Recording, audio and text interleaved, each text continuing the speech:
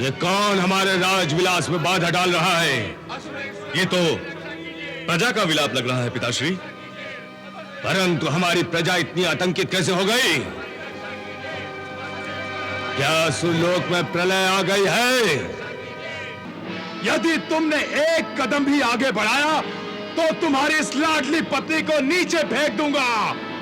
नहीं, नहीं, नहीं। असुरेश्वर मुझे बचाइए, असुरेश्वर मेरी रक्षा कीजिए। मैं कहता हूं रुक जाओ हिरण्यकश्यप, रुक जाओ। आकर इसे ग्रहण करो।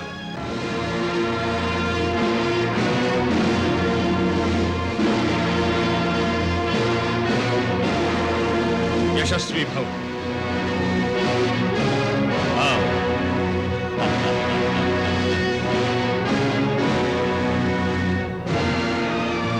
चिरंजीवी रहो। बैठो।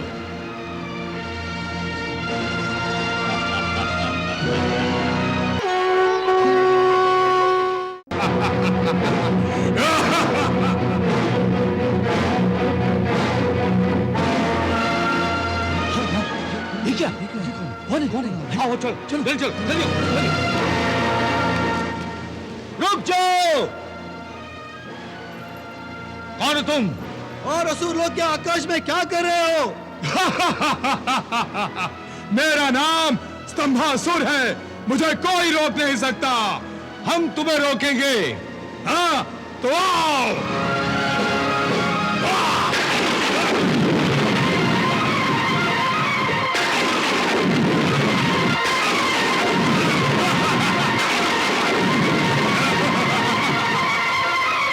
मुझे रोकने आए थे।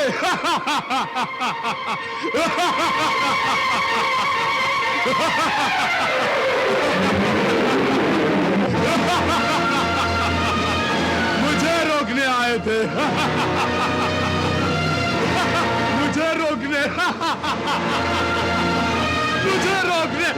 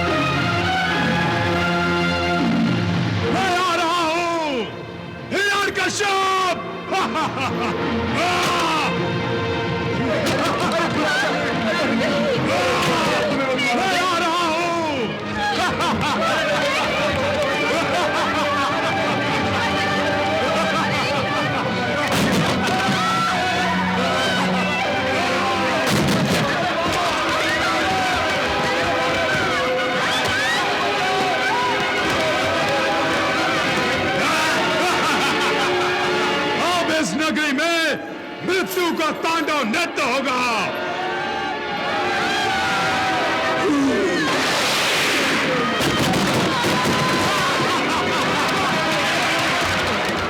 हे सुरेश्वर हमारी रक्षा करो, हे सुरेश्वर हमारी रक्षा करो, हमें इस प्रकोप से बचाओ सुरेश्वर।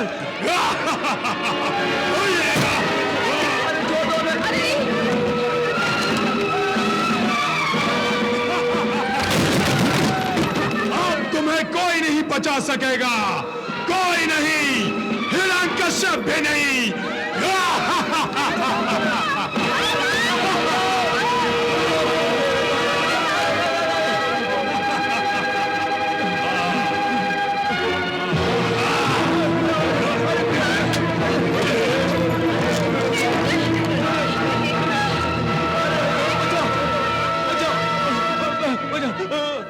मेरी रक्षा करो, इस भयंकर राक्षस से मुझे बचाओ। नहीं नहीं, मुझे जाने दो, मुझे छोड़ दो, मुझे चुप! इस नगरी को दुल्हन जैसा क्यों सजाया गया है?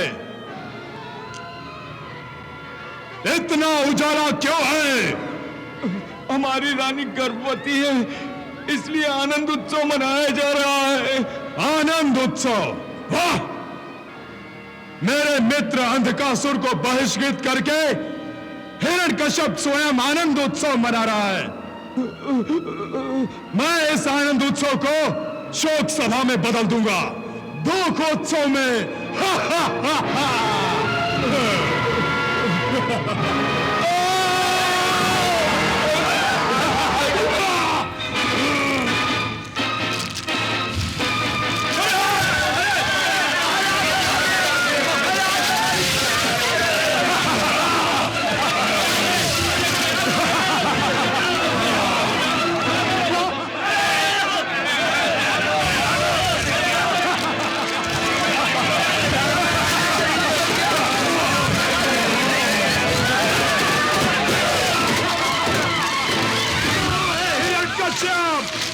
कहां छुप गया है वो कायर? कहीं मेरे फैसले अपनी नई रानी के आंचल में तो नहीं छुप गया?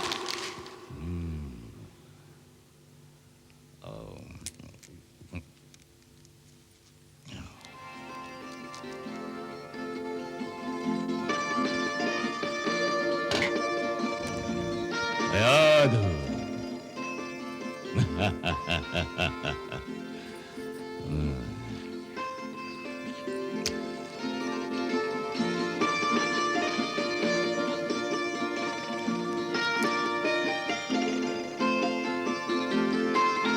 असुरेश्वर हमारी रक्षा कीजिए, असुरेश्वर हमारी रक्षा कीजिए।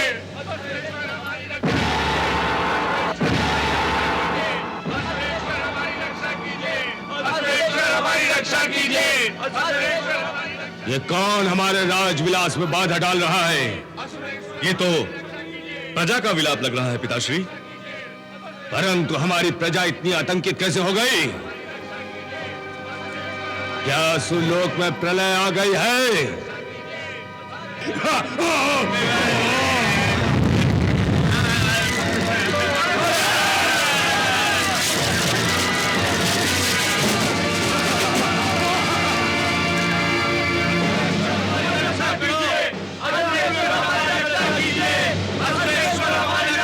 हमारी रक्षा करो, असुरेश्वर हमारी रक्षा करो। ये कैसा चोर है? हे असुरेश्वर, अब केवल आप ही हमारी रक्षा कर सकते हैं, केवल आप ही। क्या हुआ? किससे भयभीत हो तुम सब के सब? मृत्यु से। मृत्यु से? हाँ युवराज, मृत्यु का ही दर्शन करके आ रहे हैं हम सब लोग। सारी नगरी में मृत्यु का तांडव हो रहा है। हमारी आज्ञा के बिना हमारे राज्य में मृत्यु का तांडव। हमारे सैनिक क्या सो रहे हैं? बताओ ये सब क्या हो रहा है? किसने इतना आतंक मचा दिया है? हे असुरेश्वर, स्तंभासुर हमारी नगरी में आतंक मचा रहा है। स्तंभासुर? कौन स्तंभासुर? अंधकासुर का मित्र स्तंभासुर। अच्छा, तो अब स्तंभासुर हमसे द्रोह कर रहा है, असुर होकर असुरों की हत्या कर रहा है। ऐसे राजद्रोही को तो मृत्यु दंड दिया जाना चाहिए। अवश्य। युवराज आह्लाद, आज्ञा पिताश्री। स्तंभासुर को बंदी बनाकर हमारे सामने ले आओ। हम उसे प्रजा के सामने खुलेआम मृत्यु दंड देंगे। जो आज्ञा पिताश्री। कहां है हिरण्यकश्यप? मैं आ रहा हूं। कहां है?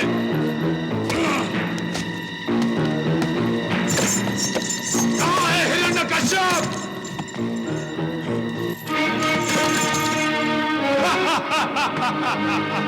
ओ युवराज, आप? हाँ, मैं असुरेश्वर हिरण्यकश्यप की आज्ञा से तुम्हें बंदी बनाने आया हूं। आप असुर लोक में हिरण्यकश्यप का नहीं, मेरा आदेश चलेगा। और जिस प्रकार उसने मेरे मित्र अंधकासुर से असुर लोक का सिंहासन छीना है, उसी प्रकार मैं भी असुरों का सिंहासन ही नहीं बल्कि उसके पैरों तले से धरती खींच लूंगा। मैं तुम्हारे पिता की चिता जलाने आया हूं। स्तंभासुर! तुम्हारी जिह्वा बहुत लंबी हो गई है। तुम असुरेश्वर का अनादर कर रहे हो। मैं तुम्हारी जीवा ही खींच लूंगा। कौन असुरेश्वर? मैं तुम्हारे पिता को असुरेश्वर नहीं मानता। असुरेश्वर केवल अंधकासुर है। तुम राजद्रोह कर रहे हो स्तंभासुर। गुरु शुक्राचार्य ने मेरे पिता का राज्याभिषेक किया है। तुम उनका निर्णय का विरोध करके उनका भी अपमान कर रहे हो। उनकी भी मति भ्रष्ट हो गई है, इसीलिए उन्होंने अंधकासुर को हटाने की मूर्खता की है। परंतु अब मैं हिरण्यकश्यप को ही बंदी बनाकर अंधकासुर के सामने ले जाऊंगा। मैं तुम्हें चेतावनी देता हूं आह्लाद, मेरे रास्ते से हट जाओ। मेरी तुमसे कोई शत्रुता नहीं है। परंतु जो मेरे पिता का शत्रु है वो मेरा भी शत्रु है। मैं उसे जीवित नहीं छोड़ सकता।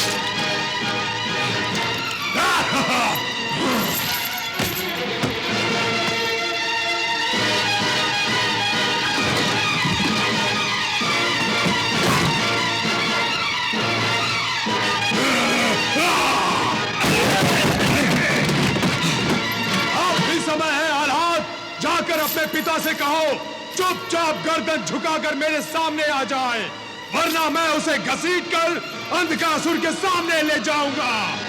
स्तंभासुर!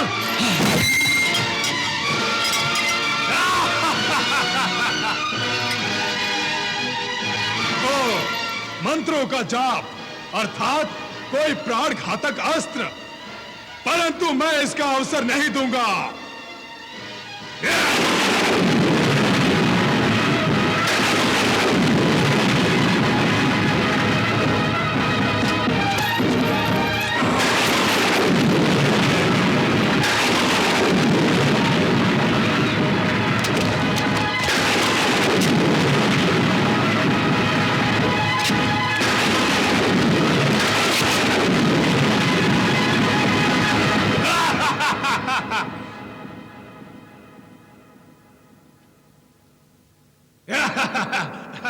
हिरण्यकश्यप, मैं आ रहा हूं।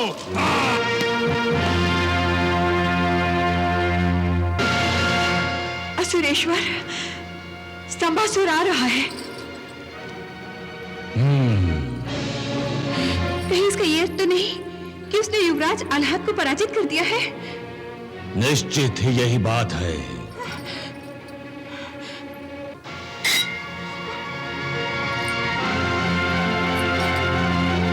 इस उन्मत्त असुर के प्रकोप को रोकने के लिए मुझे ही जाना होगा।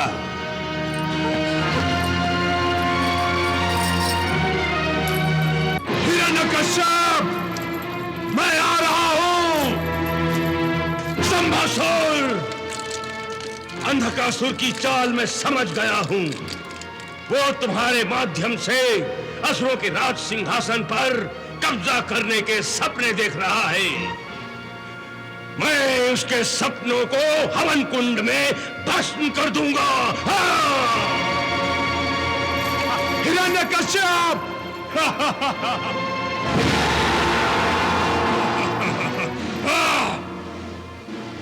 कहां थे तुम? मेरे भय से आतंकित होकर असुरों के राज सिंहासन के नीचे छुपे बैठे थे। स्तंभासुर! बड़े तिलमिला रहे हो। मेरी सच्ची बात से चोट पहुंची ना?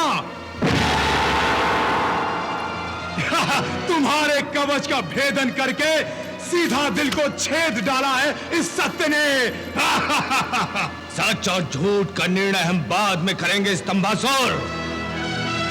इस समय हम तुम्हें चेतावनी देते हैं कि तुम चुपचाप हमारी शरण में आ जाओ, नहीं तो हम तुम्हें मृत्यु के हवाले कर देंगे। अपने ही मृत्यु को मृत्यु के हवाले करने के सपने देख रहे हो तुम। हिरण्यकश्यप, तुमने मेरे मित्र अंधकासुर से उसका सिंहासन छीनकर असुरेश्वर अंधकासुर को धोखा दिया है।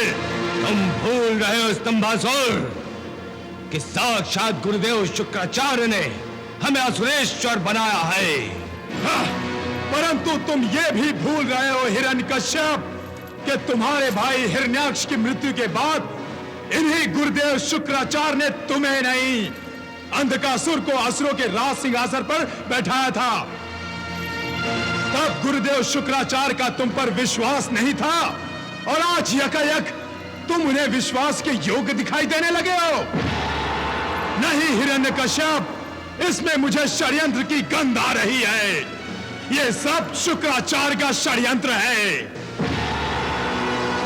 खामोश दुष्ट, खामोश! हम सब कुछ सहन कर सकते हैं, परंतु गुरु शुक्राचार्य का अपमान कदापि सहन नहीं कर सकते। स्तंभासुर, इस अक्षम्य अपराध का तुम्हें दंड अवश्य मिलेगा। हम इसके लिए तुम्हें मृत्यु दंड देंगे। मृत्यु दंड! अब मुझे भय लगने लगा है। भय? और असुरेश्वर की लाडली पत्नी को? अरे पगली, असुरेश्वर के केवल दर्शन मात्र से ही साक्षात भय भी आतंकित हो जाता है, और तुम्हें भय लग रहा है? अपने मन से भय को निकालकर बाहर फेंक दो।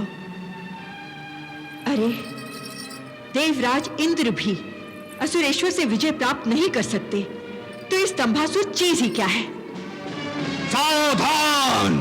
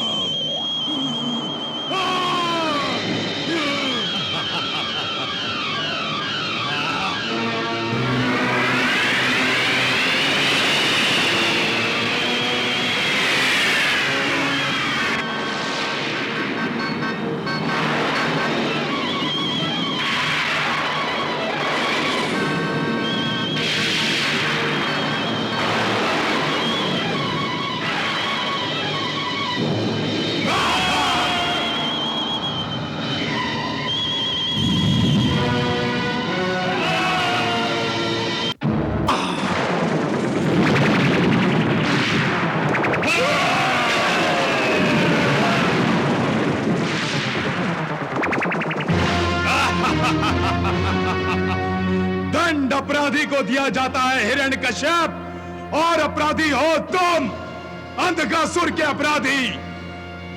इसीलिए दंड देने का अधिकार मुझे है, तुम्हें नहीं। तुम मुझे दंड दोगे? बहुत अच्छा, चलो दो, मैं भी देखता हूं।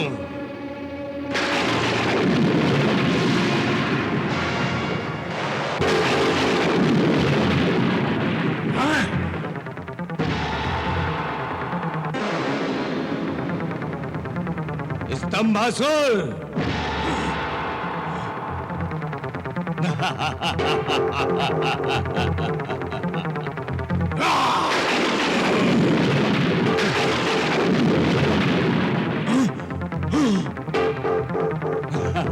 मैं यहां हूं स्तंभासुर।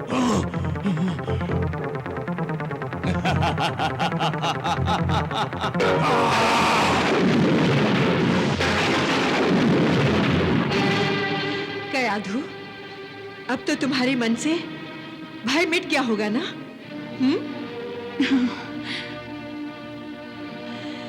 असुरेश्वर तो महावीर और महामायावी हैं। समस्त लोकों में उनकी बराबरी कोई नहीं कर सकता। ये स्तंभासुर तो मूर्ख है जो उसने असुरेश्वर से टकराने का दुस्साहस किया है।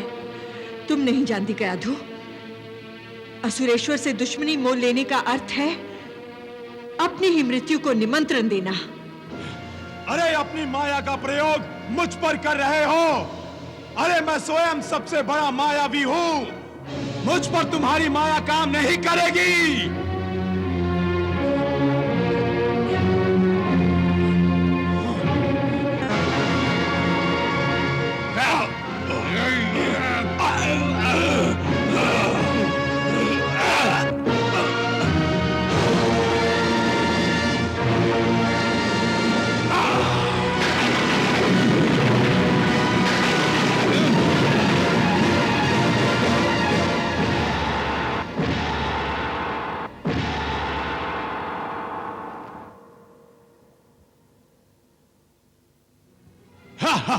हिरण्यकश्यप, मैं तुम्हारा सर्वनाश कर दूंगा।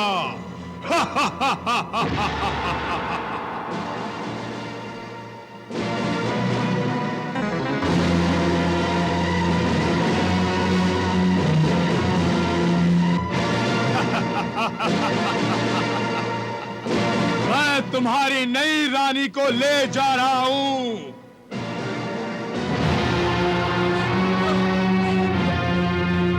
कयाधु का हरण अवश्य करूंगा। देखता हूं कौन रोकता है मुझे, कौन आड़े आता है मेरे। कयाधु, मैं आ रहा हूं।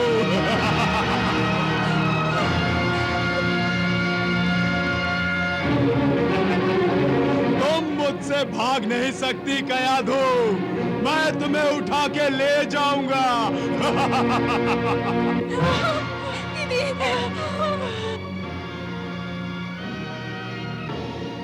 कयाधु,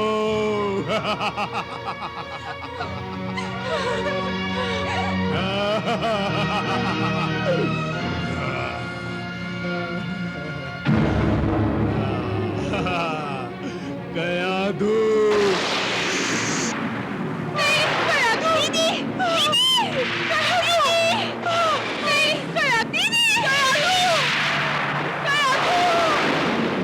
मेरी रक्षा कीजिए, मुझे बचाइए। असुरेश्वर, कयाधु, असुरेश्वर, मुझे बचाइए। गुरुजी, कयाधु, कोई रोको नहीं, मुझे बचाइए। असुरेश्वर, रक्षा कीजिए, रक्षा कीजिए। असुरेश्वर, रक्षा कीजिए।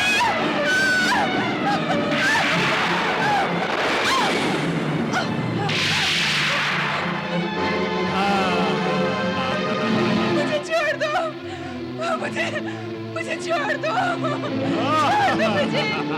मैं तुझे ले जाऊंगा।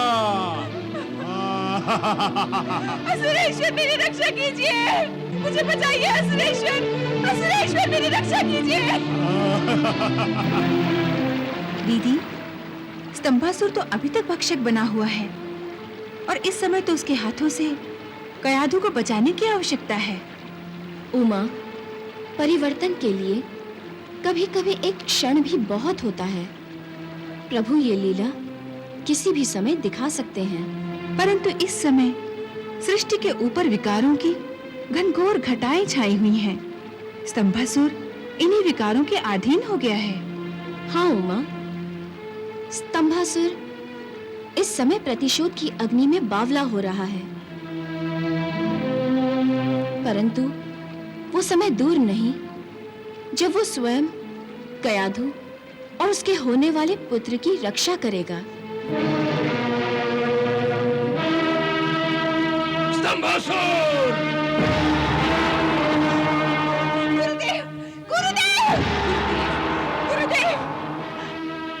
गुरुदेव! गुरुदेव, कयाधु की रक्षा कीजिए। गुरुदेव! गुरुदेव, कयाधु की रक्षा कीजिए। इस पापी ने तो सेना के साथ साथ असुरेश्वर को भी स्तंभित कर दिया है। गुरुदेव! गुरुदेव, दोनों की रक्षा कीजिए। गुरुदेव, दोनों की रक्षा कीजिए। गुरुदेव, मेरी रक्षा कीजिए, मुझे बचाइए। गुरुदेव! तुम निश्चिंत रहो रानी कयाधु, मैं इस पापी को इसके किए हुए का दंड अवश्य दूंगा। आप दंड दोगे गुरुदेव? आप? कदापि नहीं। जो स्वयं पाप करते हैं वो दंड नहीं देते, दंड पाते हैं। और मैं आपको दंड देने आया हूं, आपके पापों के लिए। स्तंभासुर, तुम मुझे पापी कह रहे हो, असुर होकर असुरों के गुरु का अपमान कर रहे हो। मैं आप जैसे पापी को गुरु नहीं मानता। मैंने कौन सा पाप किया है? मेरे मित्र अंधकासुर को असुर सिंहासन से उतारकर आपने कोई पुण्य तो नहीं किया? अरे पुण्य ही किया है मैंने, पुण्य। असुरों के हितों की रक्षा करना पुण्य ही है। अंधकासुर ने असुरों का राजा होकर भी असुरों के हितों को देवताओं के चरणों में डाल दिया था ताकि वो उसे ठोकर मार दे। ऐसे विरोधी से राजपाट छीन लेना पुण्य ही है। मैं ये सब नहीं जानता, मैं केवल इतना ही जानता हूँ कि आपने मेरे मित्र से उसका राज छीना है और मैं उसकी राजगद्दी पर किसी को बैठने नहीं दूंगा। मैं हिरण्यकश्यप और उसके समस्त परिवार तथा उसके राजपाट को नष्ट कर दूंगा।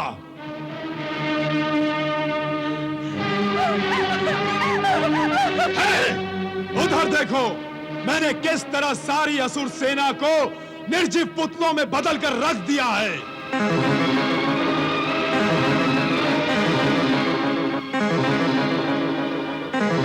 और मैं रानी कयाधु को भी ले जा रहा हूं। अरे उद्दंड मूर्ख असुर, ब्रह्मा जी से एक तुच्छ सा वरदान प्राप्त करके तू मुझे और मेरे तपोबल को ललकार रहा है। अपनी शक्ति का गुणगान करके मुझे भयभीत करना चाहता है। तू नहीं जानता कि इस शुक्राचार्य के कमंडल में न जाने कितने देवताओं के वरदान पड़े सड़ रहे हैं, परंतु ये शुक्राचार्य कभी वरदानों की बैसाखी का सहारा नहीं लेता। जो कुछ भी करता है अपने तपोबल के बल बूते पर करता है। देखता हूं आपका तपोबल बड़ा है या मेरी शक्ति।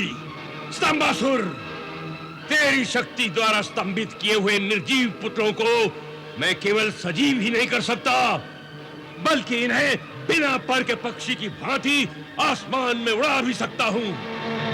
परंतु मैं तुझ जैसे तुच्छ असुर के सामने अपनी शक्ति का प्रदर्शन नहीं करना चाहता। मैं केवल इन्हें सजीव करके तुम्हारे वरदान की माया को नष्ट कर दूंगा।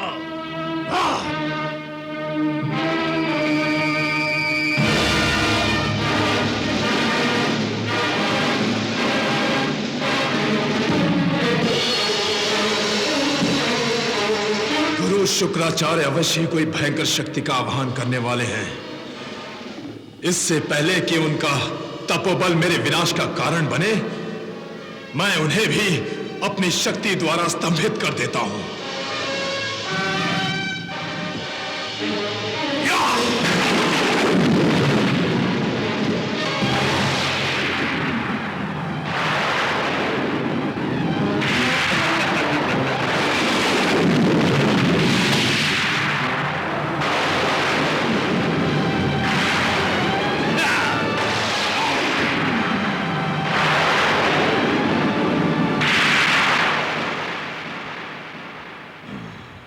स्तंभासुर, मैं जानता था कि तुम जैसा गुरुद्रोही, विश्वासघाती अंधकासुर का ही मित्र हो सकता है। इसलिए मैंने अपने तपोबल से पहले ही सुरक्षा कवच बना लिया था। सावधान हो जाओ स्तंभासुर। अब मैं तुम्हारी मृत्यु अर्थात हिरण्यकश्यप को सजीव करने वाला हूं। वही तुम्हारे अशुभ जीवन का अंत करेगा।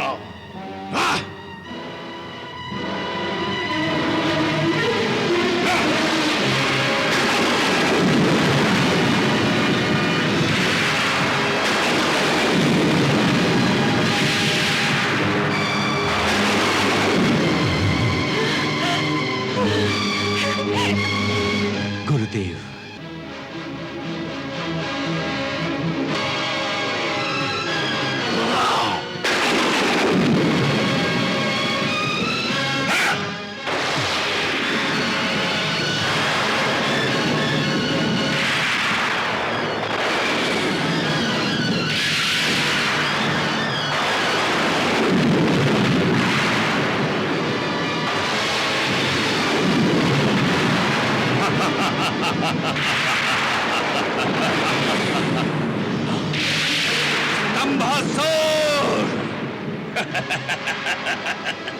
स्तंभासुर, तुम्हारी माया नष्ट हो गई है।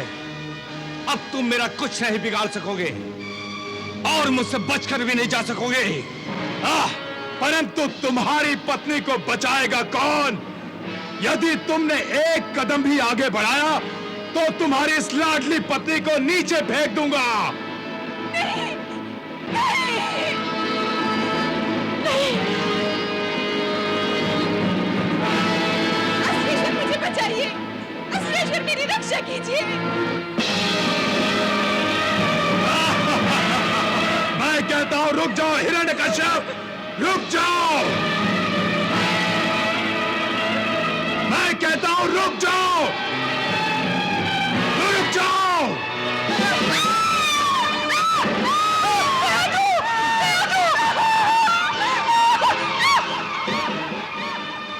कयाधु, कयाधु।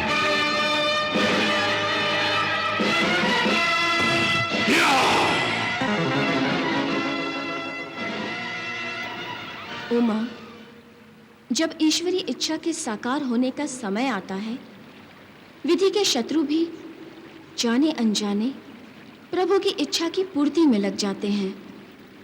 इसीलिए कयाधु की सुरक्षा के लिए हिरण्यकश्यप और स्वयं शुक्राचार्य भी कितने व्याकुल दिखाई दे रहे थे। परंतु जब इन दोनों विष्णु विरोधियों को पता चलेगा कि जिस कयाधु के लिए वो स्वयं रक्षक बन गए हैं, वो अब भी प्रभु की भक्ति करती है, तो वो तो भक्षक बन जाएंगे। नहीं उमा, पता लगने पर भी वो कयाधु के विरुद्ध कुछ नहीं कर पाएंगे। और जब इस रहस्य से पर्दा उठ जाएगा कि कयाधु भगवान विष्णु के परम भक्त को जन्म देने वाली है, तब क्या होगा? प्रभु की इच्छा हो तो भीषण आंधी भी दिए की कांपती हुई लौ को बुझा नहीं सकती, बल्कि आंधी के थपेड़े ही कवच बनकर उसकी रक्षा करेंगे।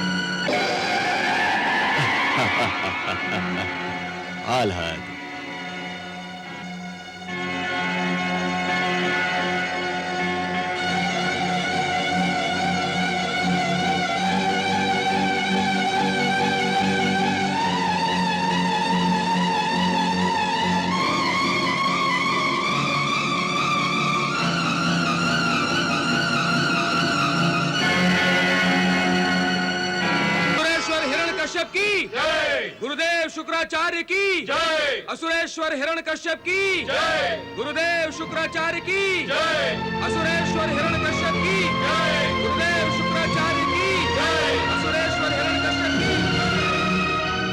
गुरुदेव, स्तंभासुर के कारण संपूर्ण नगरी निर्जीव सी होकर रह गई थी। आज आपके तपोबल से नगरी और नगर जनों की जान में जान आ गई है। महारानी, हमारी कयादु अभी तक अचेत है। हमें चिंता हो रही है। तुम राजवैद्य को शीघ्र बुला भेजो। जो आज्ञा स्वामी। गुरुदेव, मेरी कयादु स्वस्थ हो जाएगी ना? असुर सम्राट, धीरज धरो, सब ठीक हो जाएगा। तुम्हारी कयादु को कुछ नहीं होगा, ये मेरा आशीर्वाद है। जाओ, छोटी रानी को महल में ले जाओ। वैद्यराज भी आते ही होंगे। जो आज्ञा गुरुदेव। असुरेश्वर हिरण्यकश्यप की जय, असुरेश्वर हिरण्यकश्यप की जय, असुरेश्वर हिरण्यकश्यप की जय।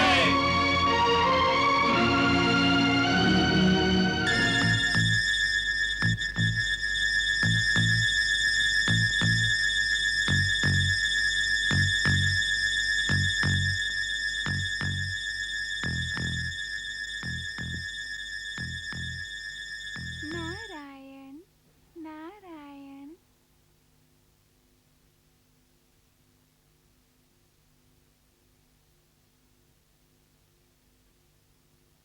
नारायण नारायण नारायण नारायण।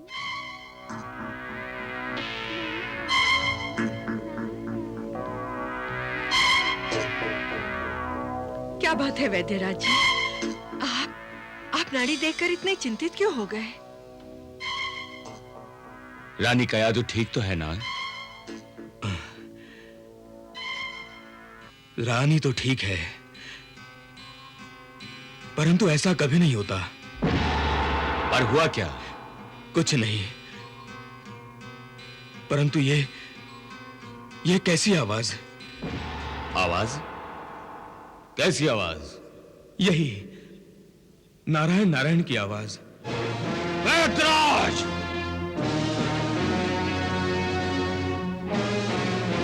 मैं अपने महाशत्रु का नाम और निशान समस्त लोगों से मिटाना चाहता हूं।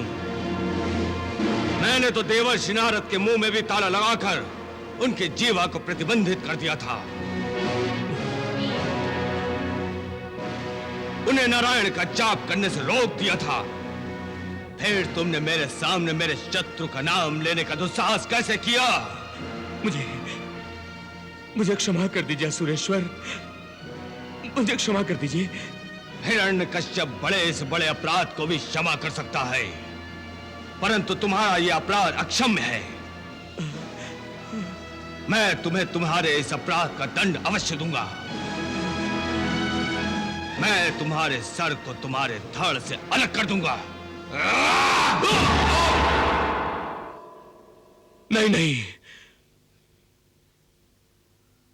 क्या हुआ वैद्यराज? क्या रानी कयादु के प्राण संकट में हैं? नहीं है सुरेश्वर, ऐसी कोई बात नहीं है। तो फिर क्या बात है? मुझे साफ साफ क्यों नहीं बताते कि हमारी रानी कयादु को क्या हुआ है? दीदी, हिरण्यकश्यप के प्रश्न ने राजवैद्य को असमंजस में डाल दिया है। वो हिरण्यकश्यप के डर से सच कह नहीं सकते और हिरण्यकश्यप के ही डर से झूठ भी नहीं बोल सकते। इस असमंजस में यदि उनके मुख से सच ही निकल गया तो? नहीं निकल सकता, इसलिए कि राजवैद्य ने जो सुना है इस पर अभी तक स्वयं उन्हें पूर्ण विश्वास नहीं हुआ। वो अभी तक ये समझ नहीं पाए हैं कि असल में कयाधु के पेट में भक्त प्रहलाद ने अपने प्रभु के नाम का जाप आरंभ कर दिया है, जो कयाधु के रक्त की धमक में भी गूंज रहा है।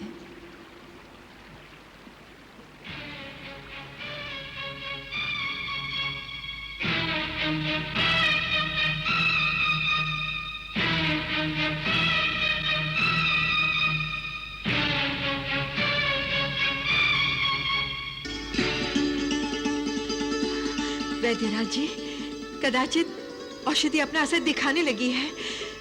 कया तो होश में आ रही है। राजवैद्य, और कितना समय लगेगा हमारी रानी कयाधु को ठीक होने में? धीरे से काम लीजिए असुरराज, संकट अब टल गया है। रानी कयाधु अब ठीक है, परंतु स्वास्थ्य पूर्णतः सामान्य होने में थोड़ा समय तो लगेगा ही।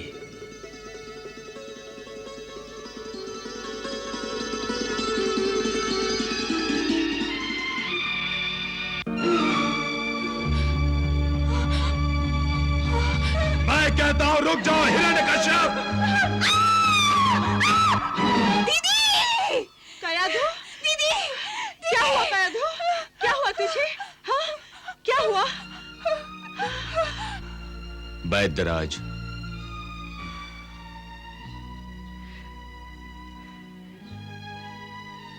चिंता की कोई आवश्यकता नहीं है सुरराज। रानी कयाधु के मन पर अभी तक स्तंभासुर का भय छाया हुआ है।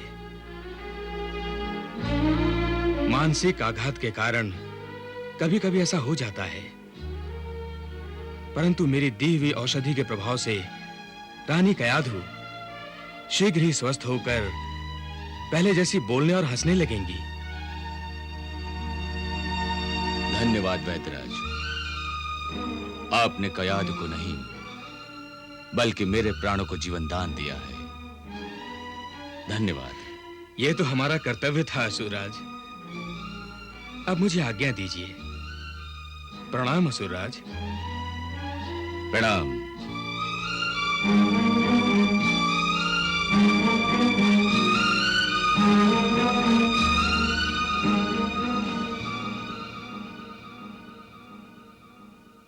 कयाधु,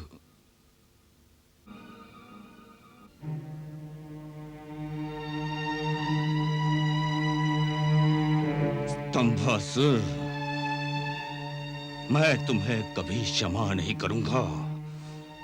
तुम्हारी इस उद्दंडता का ऐसा भयंकर दंड दूंगा कि तुम तो क्या, तुम्हारी 7 पीढ़ियां तक इस प्रकार की उद्दंडता करने का साहस नहीं जुटा पाएंगी।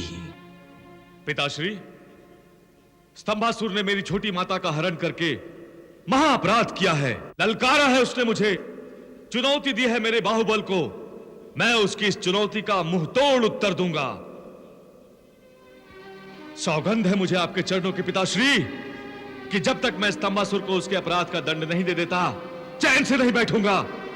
आप केवल मुझे आक्रमण की आज्ञा दीजिए पिताश्री। वाह पुत्र वाह, प्रतिशोध की ऐसी ललक, शत्रु पर आक्रमण करने की ऐसी भावना केवल मेरे पुत्र में ही हो सकती है। परंतु आह्लाद, हम तुम्हें स्तंभासुर पर आक्रमण करने की आज्ञा नहीं दे सकते। क्यों पिताश्री? क्योंकि इस समय असुरों के इस राजपाट को संभालने के लिए मुझे तुम्हारी आवश्यकता है। मैं संभालूंगा राज्य का कार्यभार, वो भी आपके होते हुए। ये आप क्या कह रहे हैं पिताश्री? असुरेश्वर ठीक कह रहे हैं युवराज। ये मेरी आज्ञा से राजपाट छोड़कर घोर तपस्या करने जा रहे हैं। ब्रह्मा जी से अमृत का वरदान छीनने जा रहे हैं। हाँ पुत्र, जब मैं मृत्यु पर विजय प्राप्त कर लूंगा तो समस्त त्रिलोक मेरी ठोकर में होंगे और सभी देवता मेरी मुट्ठी में।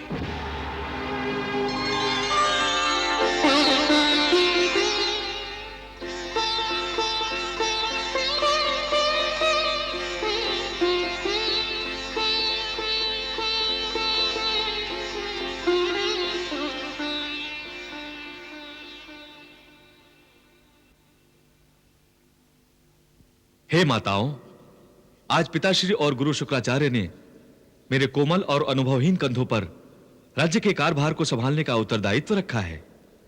कृपया आप दोनों अपने आशीर्वाद की शक्ति देकर मेरे कंधों और आत्मविश्वास को दृढ़ कीजिए।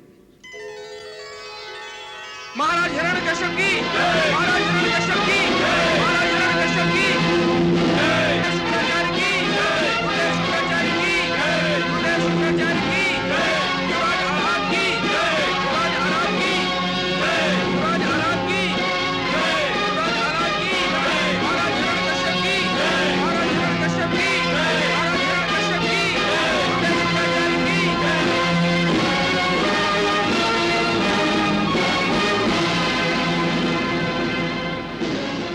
गुरुदेव,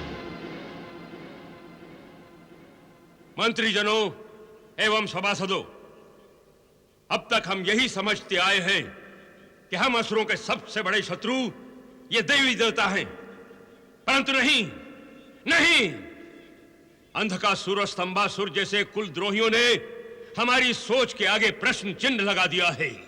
स्तंभासुर का असुर राज में तबाही मचाना उसके राजद्रोह का प्रतीक है। हमारे असुरेश्वर उसके इस विद्रोह का मुंह तोड़ उत्तर देने की क्षमता रखते हैं, परंतु मैंने उन्हें रोक दिया, क्योंकि मैं चाहता हूं कि अंधकासुर और स्तंभासुर के साथ उन कपटी देवताओं को भी दंड दिया जाए जिनकी शय पाकर अंधकासुर और स्तंभासुर ने राज विद्रोह करने का दुस्साहस किया है। मैंने असुर सम्राट हिरण्यकश्यप को ब्रह्मा जी की तपस्या करके अमृत का वरदान प्राप्त करने को कहा है। इसलिए हिरण्यकश्यप तपस्या के लिए जाने से पहले युवराज आह्लाद को अपने राज्य का कार्यभार सौंपना चाहते हैं।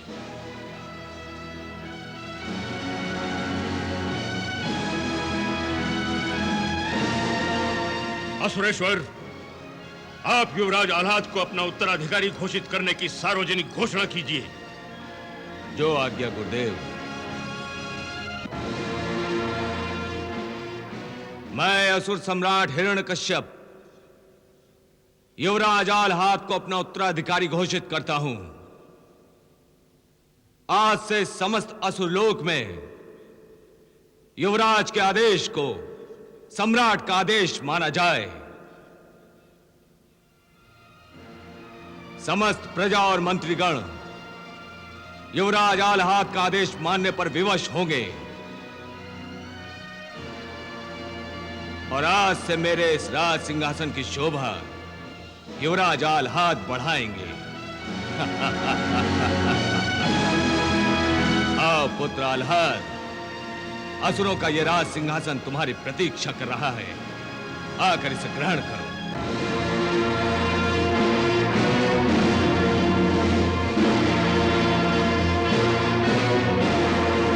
यशस्वी भव। आओ।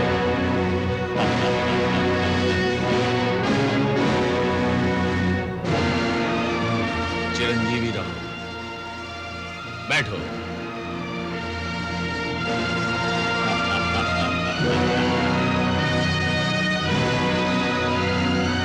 असुर रत्न युवराज आह्लाद की जय। असुर रत्न युवराज आह्लाद की जय। असुर रत्न युवराज आह्लाद की जय। असुर रत्न युवराज आह्लाद। हिरण्यकश्यप अपने भावी पुत्र के आगमन की प्रसन्नता में राजमहल में गीत संगीत का आयोजन करता है।